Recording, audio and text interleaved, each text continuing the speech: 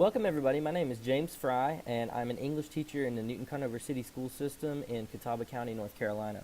I'm here to talk to you just a little bit today about ways that you can use SchoolNet in an innovative fashion. What I'm going to talk to you about today specifically is how you can use the SchoolNet software to adjust your grading and assessment philosophies in the classroom. Okay, so as we know it on the surface, SchoolNet is a tool that we can use to design and assign standards-based assessments to our students. We've been adopting this software for about a year and working out the kinks, and it's really starting to come to fruition very well and work for us as an advantageous tool for the teacher. But how many of us have actually taken the time to think beyond that software's immediate application, which is to test students and to see their performance and to gather data? How many of us have taken the time to actually brainstorm implications for what that data can do for us and how it can revitalize our classroom practice? So in a time when we're making so many transitions in our field, it really seems like there's a lot to make sense of in terms of what we can do with these transitions from traditional learning to digital learning and from our former standards to Common Core standards, essential standards, and new curriculums everywhere. We have these Common Core and essential standards that we're all using to design, fresh, new, engaging, and creative curriculum around. But how can we use the tools available to us, not just SchoolNet, including others, but especially SchoolNet, to support our transition and improve our instruction? What I want to, obviously specifically think about first is assessment philosophy. So in a contemporary classroom, our students and teachers are working with a curriculum that's deeper than it is broad. The Common Core is a curriculum that is narrower, but it digs deeper into critical topics and subjects. In the English curriculum, especially from my perspective, it's really neat because I get to spend longer amounts of time with seminal texts that are actually going to open new doors for my students as far as understanding goes. I can talk about inference and things like that for a longer time and really make sure that my students have mastered those individual standards before I move forward. And another thing about this, all classrooms should be 21st century. That's why I use the word contemporary, because really we're 15 years into the 21st century. This term is really anachronistic now and problematic for our use as educators. Our new standards afford us the time to dig in and build student proficiency in a way that we haven't really grasped until now. Learning is becoming more open-ended for us. So why are we not assessing our students based upon mastery of individual standards? There are a lot of conversations going around about mastery graded learning and grading by individual student mastery of standards, and so that's going to lead us into the next part.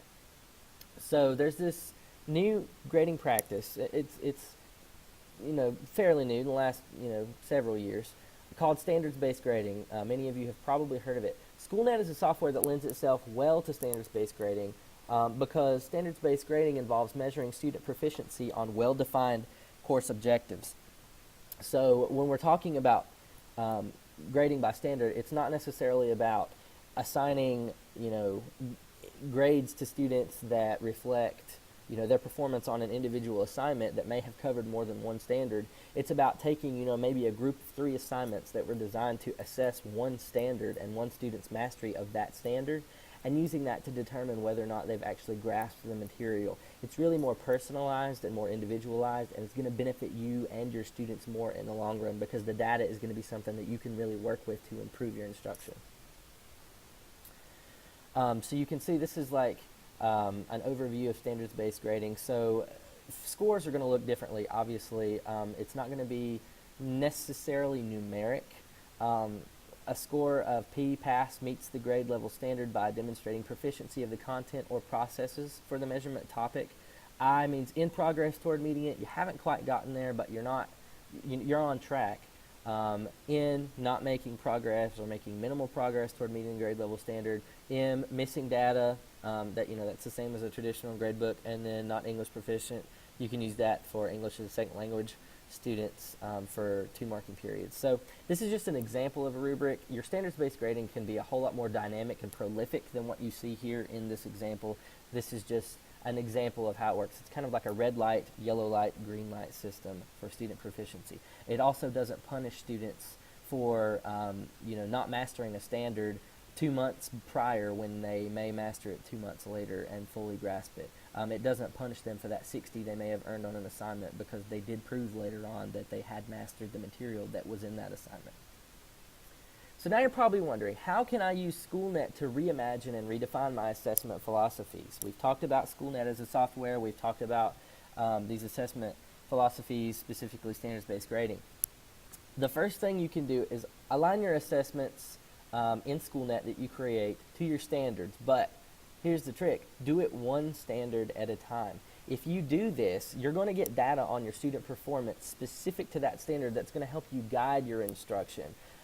This is, a no-brainer for most of us, but if you have that data in hand, you're going to really be able to personalize your instruction no matter how many students are in your class. So really that takes the whole discussion about human capacity out of the picture and makes it more possible for you to have a one-on-one working relationship with your students in terms of that data. Okay, so the second thing you're going to do is take the data from the single standard assessment that you gave through SchoolNet to determine your students' proficiency on that standard. This helps you know what you need to do to reteach appropriately. That's just basic, using the data that's given to you. Third, you're going to reteach and redesign your assessments based upon what that assessment tells you about each individual student's strengths and weaknesses. This also really lends itself well to standards-based report cards, and that's something that's going to give parents really a window into their child's performance, especially if standards-based report cards were adopted using a tool like SchoolNet to support it throughout, K through 12. Parents could really track, as well as teachers, students' progress and where their weaknesses really lie, and that's a powerful, powerful platform for student growth and teacher growth as well. And then finally, fourth, this is a method that we can really use to guide us to the most individualized instruction for our students. You can reassess as needed to determine each individual student's mastery of those standards, and then that really gives you the data that you need to fuel that standards-based grading framework. So the green light, the standard has been mastered, or maybe the red light, the student really isn't getting this, and I can tell you exactly why. It's because their inferential skills or their close reading skills aren't quite on par, or they really didn't understand meiosis or mitosis. We need to spend a little bit more time on that.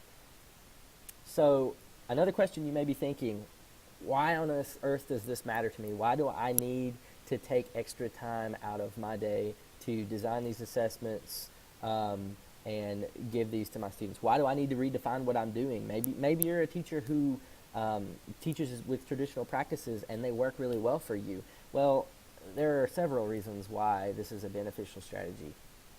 The implications is that first, obviously it gives away to the standards-based report cards that we've already talked about. It gives you a window into the soul of the student that maybe you couldn't have seen before as far as their strengths and weaknesses. Another thing, it improves instruction and facilitates growth not only for the student but also for the teacher. It shows you what works about your practice and what doesn't, and helps you to improve, and it gives that insight for growth. Third, it gives a specific analysis of student weaknesses and creates the strategies for improvement. And then finally, it encourages reflective practitioners in our profession, which is something that's critical. We really need to focus on encouraging a growth mindset as opposed to a fixed mindset among our teachers to grow and give teachers the idea that they really can empower the teacher and give them the agency to succeed. As a teacher who is in the classroom right now, I can really say that that's what teachers need. I've been given those opportunities by an amazing school system in Newton Conner City Schools, and those opportunities are what we need to build our teachers up in our state. So yes, absolutely, I think that all of these implications are well worth using SchoolNet. So that's just a short presentation on how you can use SchoolNet innovatively in your classroom. So if you want to learn more about me, there's more information embedded in the last slide of the presentation on the DPI webpage. Also, if you would like to learn more about how to create assessments in SchoolNet, maybe you're not at the level of being comfortable with creating assessments in SchoolNet yet, please click this presentation. It's hyperlinked in the final slide. It includes full video tutorials for several aspects of using SchoolNet for creating your own benchmarks and assessing student progress. Also, I do other videos as well. I do some flipped videos, some interesting things with the students that I teach at Lenoir University. So if you'd like to see those videos, check out my YouTube channel. Please, please, please do connect with me on Twitter. I do tweet quite frequently about innovative practices and digital teaching and learning, and then connect with me on LinkedIn if you'd like to learn more about me and my professional background. Thank you so much, and have an excellent day.